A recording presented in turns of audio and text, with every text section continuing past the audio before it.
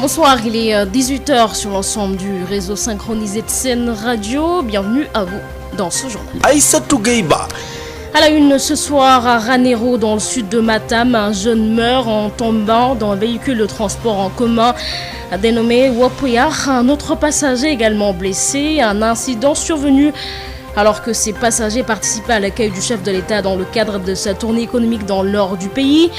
Des tournées tous azimuts du chef de l'État en pleine activité politique, exactement ce qu'on fait pour aller à des élections, clame le professeur Ibrahim Bahoum, journaliste formateur. Vous l'entendrez dans ce journal. Et puis Covid-19, les cas de contamination repartent à la hausse, avec 74 nouveaux cas recensés ce samedi, dont 29 cas contactés, 45 cas communautaires. Des cas communautaires dont les 43 sont dépistés à Dakar, les autres détectés à Bignona et Darou Mousty. Ce samedi également est célébrée la journée mondiale de lutte contre la drépanocytose. Au Sénégal, 1800 enfants naissent avec la forme SS de la drépanocytose. À l'hôpital d'Albert Royer, près de 4000 enfants souffrent de la forme sévère. Selon le docteur Indoudem, pédiatre, il faut une meilleure prise en charge des malades drépanocytaires, plaide le président de l'association des Sénégalaises ou l'association sénégalaise de lutte contre la drépanocytose. L'actualité nous amènera également en Guinée, où l'Organisation mondiale de la santé déclare la fin de la deuxième épidémie d'Ebola. Sud-Soir. Aïssatou Gueiba. À la présentation, Alassane Ouad assure la mise en onde de ce journal. Un jeune perd la vie en tombant dans Wapuyar. La victime, un habitant de Ranérou, a chuté mortellement du marchepied d'un véhicule de transport en commun du Wapuyar, tandis qu'un autre passager est blessé. Le corps sans vie a été acheminé au district sanitaire de Ranérou, au sud de Matam.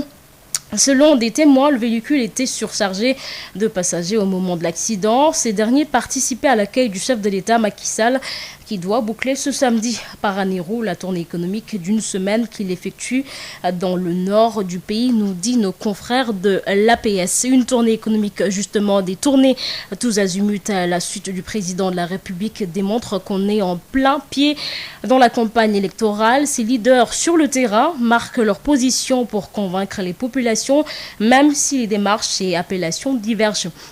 Selon le professeur Ibrahim Bahoum, journaliste formateur, nous l'écoutons avec Josette Kadi. Oui, c'est vrai que quand on parle de campagne, parce que c'est encadré par le code, donc le mot campagne, ce qu'on appelle la période de campagne électorale, c'est encadré. C'est pourquoi ici on ne peut pas parler de campagne, on dit pré-campagne, mais encore pré-campagne n'est pas codifié, c'est la campagne qui est codifiée. Mais même ici, vraiment, je pense que nous sommes en pleine campagne, sauf qu'on ne peut pas faire comme cela. Parce que vous allez quelque part, vous mobilisez, vous faites entendre, vous faites du porte-à-porte. Peu importe la stratégie, c'est exactement ce qu'on fait en campagne électorale. Donc, c'est ce qu'ils sont en train de faire. Il n'y a pas de d'autres choses que de pré-campagne, mais en fait, ils sont... Normalement, c'est ça l'activité, hein, d'aller voir les personnes, aller voir le pays, discuter avec les gens, connaître le système, éventuellement faire des promesses ou décider de ce qu'on va faire, de ce qu'on ne va pas faire, ou alors de ce que j'ai déjà fait, je viens voir, etc. Mais cela, appelez ça pré-campagne ou campagne comme vous voulez, mais oui, ils sont en tout cas en pleine activité politique, exactement comme on fait pour aller à des élections. Sud FM.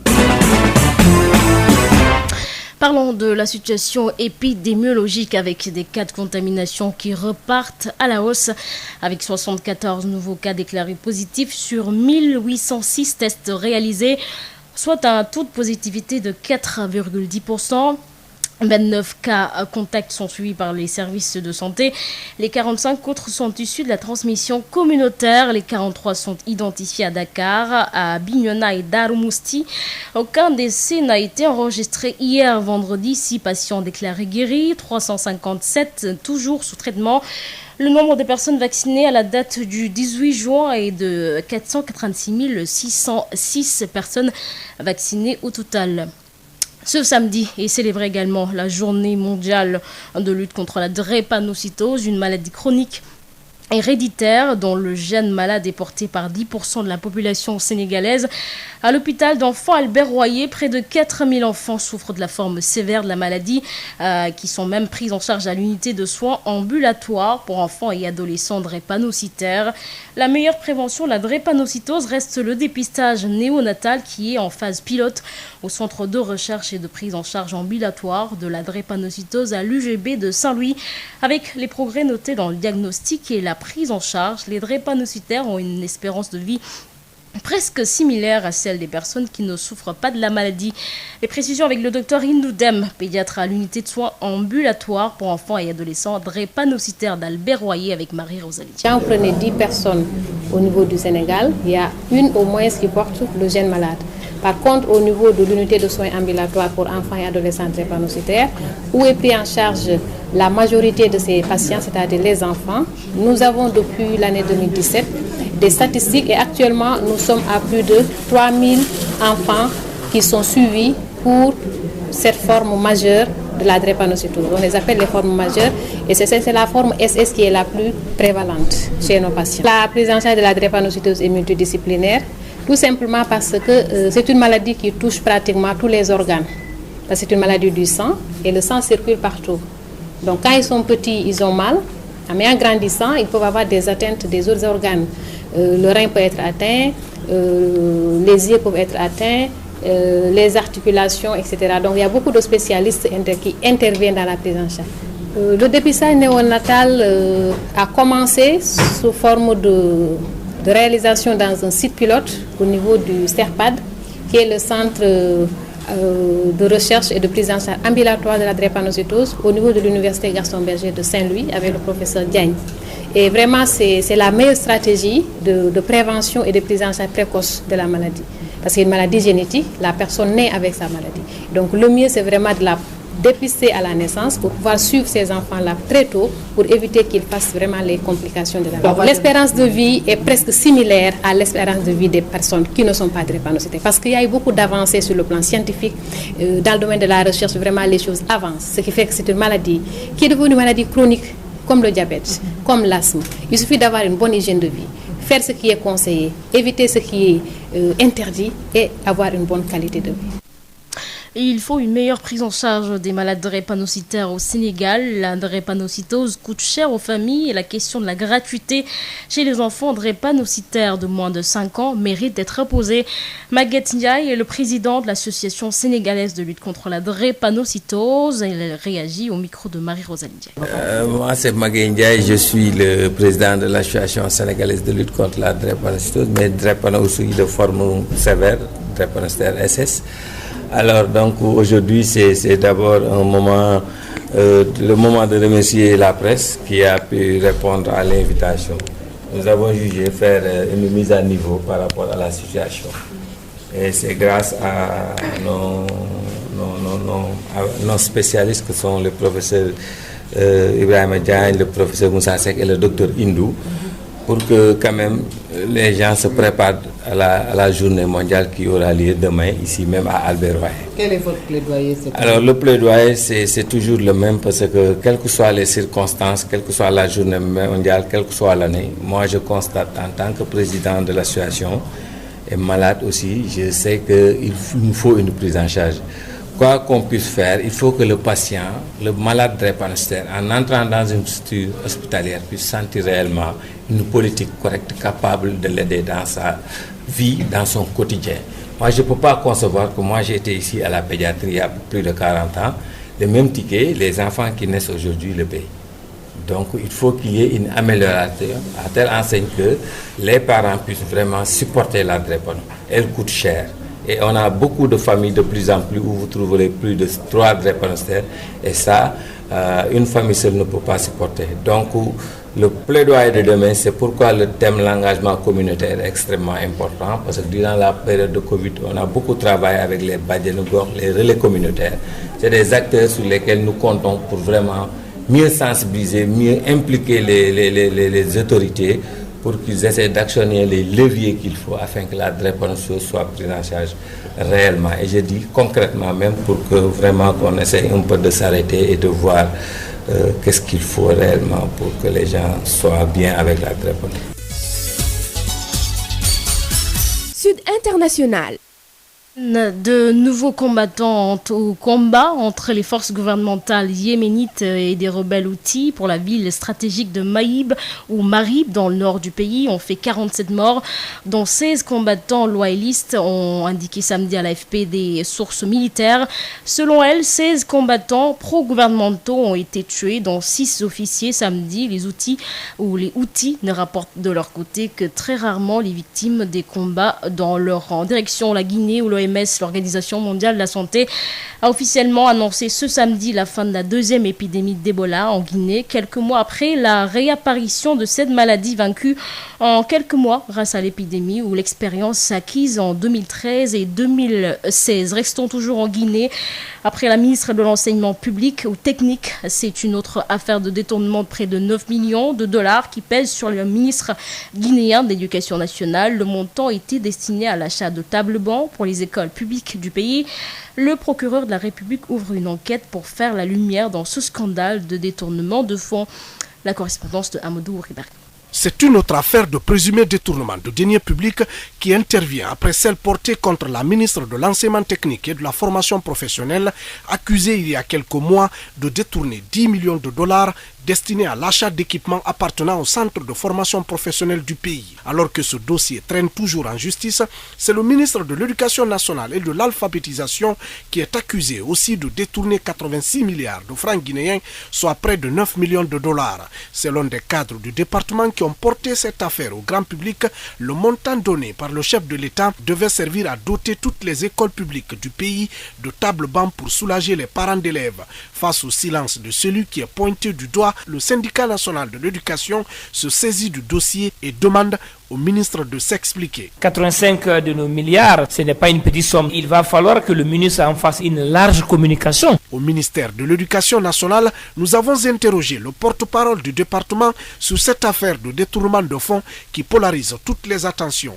Mamadi Sidiki Kamara rejette en bloc les accusations portées contre le ministre et pense qu'il est victime de cabale. Aucun franc de ces 85 milliards de francs guinéens n'est encore sorti de la Banque centrale. Je me répète, aucun franc. Le syndicat national de l'éducation croit dur comme fer que le montant a bien été détourné car, dit Michel Pépé Balamou, la Banque centrale de Guinée a confirmé la sortie du montant.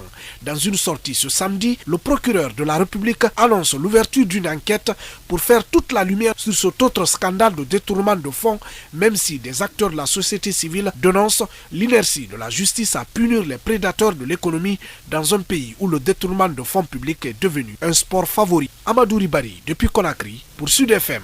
Merci beaucoup Amadou Ribari. Direction l'Iran présidentielle.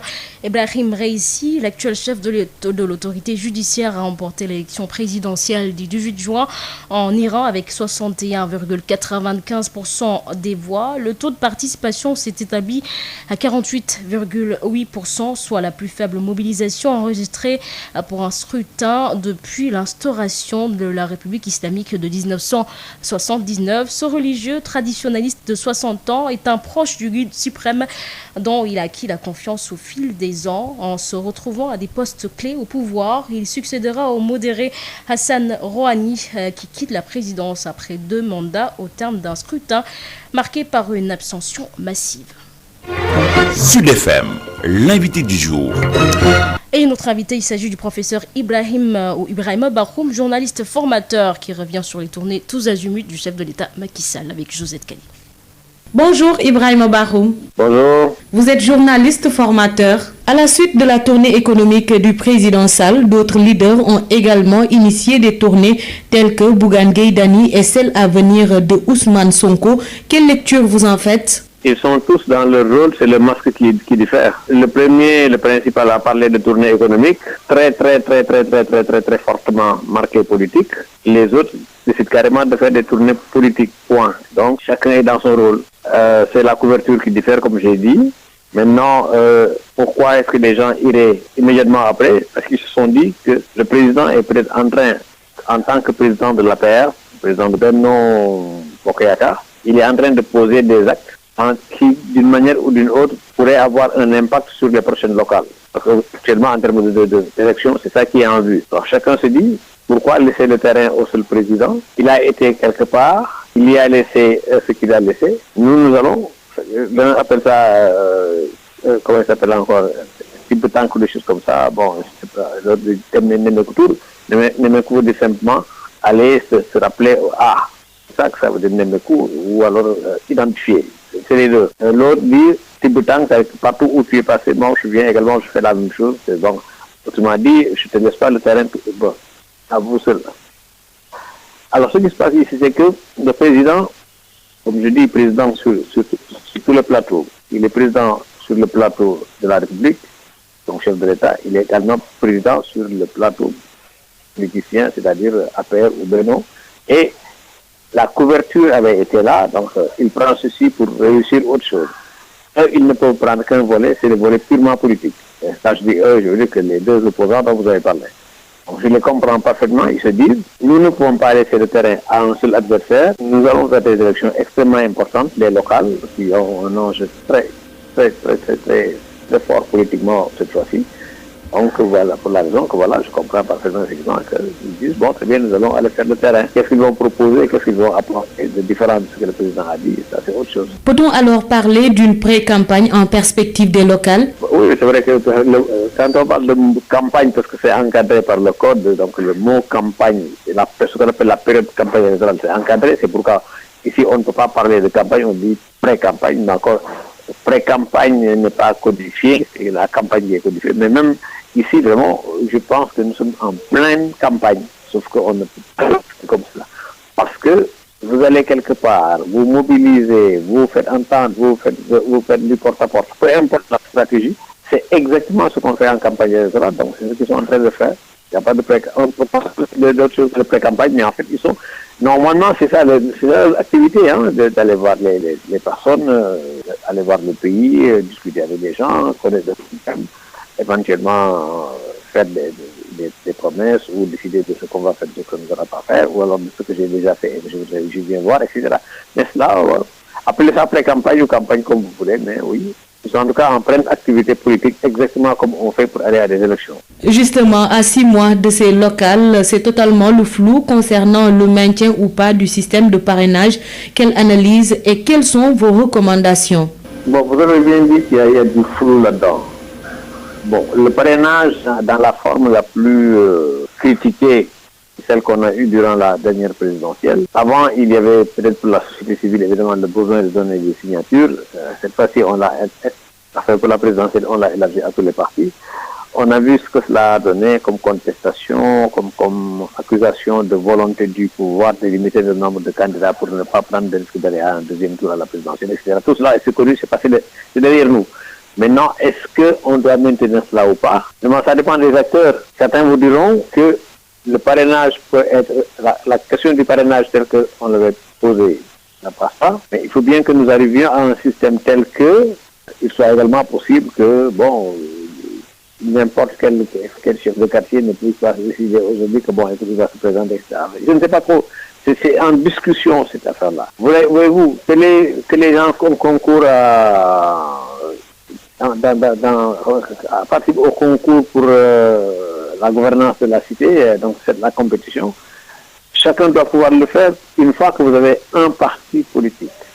Et encore faudrait-il que ce parti lui-même soit en règle sur toute la ligne avec beaucoup de choses. En fait, vous savez, cette question de parrainage, cette question de parti politique au Sénégal, de financement des partis, tout cela n'est pas encore très réglé, quoi. C'est bien que quand on est au pouvoir, on a déjà les avantages sur les autres. Merci beaucoup, Monsieur Ibrahima Bahoum. Bon, merci. Je rappelle que vous êtes journaliste formateur. Aïssatou Gueye-Ba.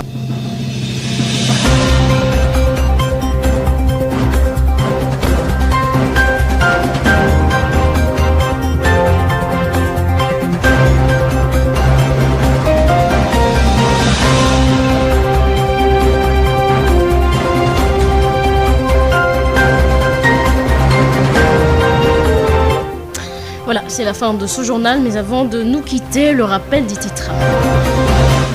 À Ranérou, dans le sud de Matam, un jeune meurt en tombant dans un véhicule de transport en commun dénommé Wapouyap. Un autre passager également blessé. Un incident survenu alors que ces passagers participaient à l'accueil du chef de l'État dans le cadre de sa tournée économique dans le nord du pays. Tournée qui devrait prendre fin ce samedi. Des tournées tous azimuts du chef de l'État en pleine activité politique. Exactement ce qu'on fait pour aller à des élections, clame le professeur Ibrahim Bahoum, journaliste formateur. Il était d'ailleurs notre invité dans ce journal. Et puis, Covid-19, les cas de contamination repartent à la hausse avec 74 nouveaux cas recensés ce samedi, dont 29 cas contacts et 45 cas communautaires. Des cas communautaires dont les 43 sont dépistés à Dakar, les autres détectés à Bignona et Dara Mousti. Ce samedi également est célébrée la journée mondiale de lutte contre la drépanocytose. Au Sénégal, 1800 enfants naissent avec la forme SS de la drépanocytose. À l'hôpital d'Albert Royer, près de 4000 enfants souffrent de la forme sévère, selon le docteur Indoudem, pédiatre. Et il faut une meilleure prise en charge des maladies ou des malades drépanocytaires, plaide le président de l'association sénégalaise de lutte contre la drépanocytose. L'actualité nous a également amené au Yémen, où au moins 47 morts ont été enregistrés à l'issue de nouveaux combats entre les forces gouvernementales yéménites et les rebelles houthis. Voilà, c'est la fin de ce journal. Merci de l'avoir suivi. Merci également à Al Sanwad qui en a assuré la mise en onde à 21h. Retrouvez Biram Ndiaye pour le prochain bulletin d'information. Ça sera en Wolof, bien entendu. Passez d'agréables moments en compagnie des programmes de Sen Radio. Aïssatou Gueye Ba.